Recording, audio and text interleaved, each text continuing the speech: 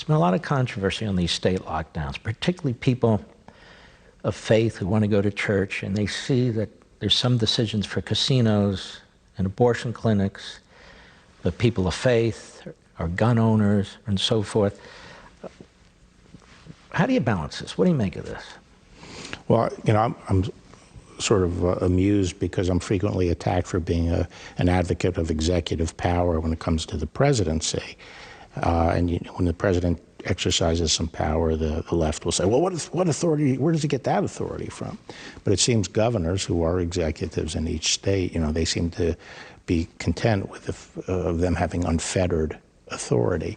They should have broad authority in an emergency to deal with disease, and you know, and many of the measures are critical to undertake. But the Constitution doesn't take a holiday, neither does civil rights, civil liberties, and they have to be balanced against these measures, and the measures have to be reasonable and tailored to address the government's interest, putting the least burden on rights. That's the correct balance to strike. And guess what? Some governors, I think, have gotten some things wrong over the past 6 months, and sometimes they've been capricious and arbitrary. And when those things happen, we've called it to our attention, and most times they've corrected it voluntarily without us suing.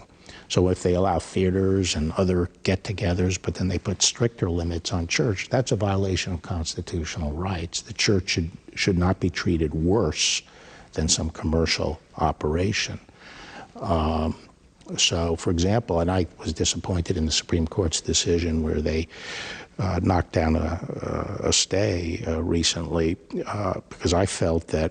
Now that involved a church raising the question on, hey, how come we have a bigger limitation on the number of people we can have in the church than the casinos? Right. So they were allowing casinos and commercial operations to have a certain number of people and so forth. And then churches, no matter what the size, I mean, you could have a basilica that could accommodate 1,200 people and they would still have this one-size-fits-all, just 10 people.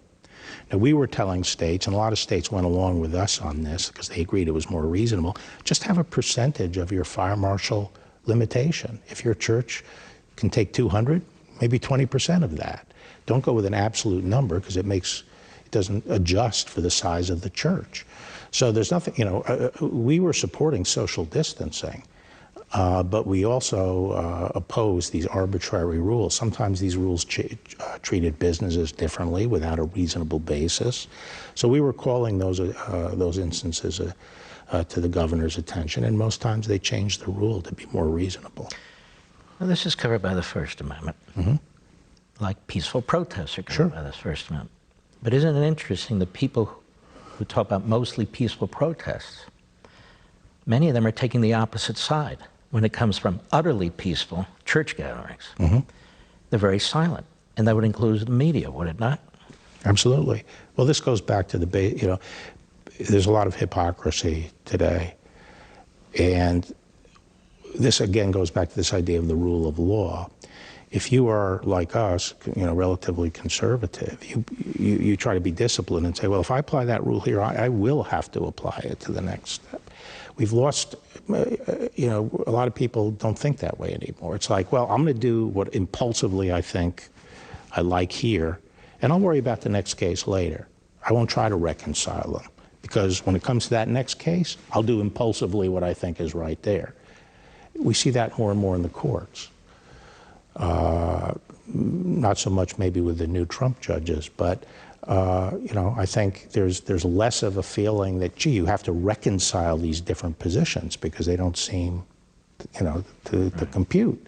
But you know, that goes back to intellectual consistency as part of the rule of law. We'll be right back.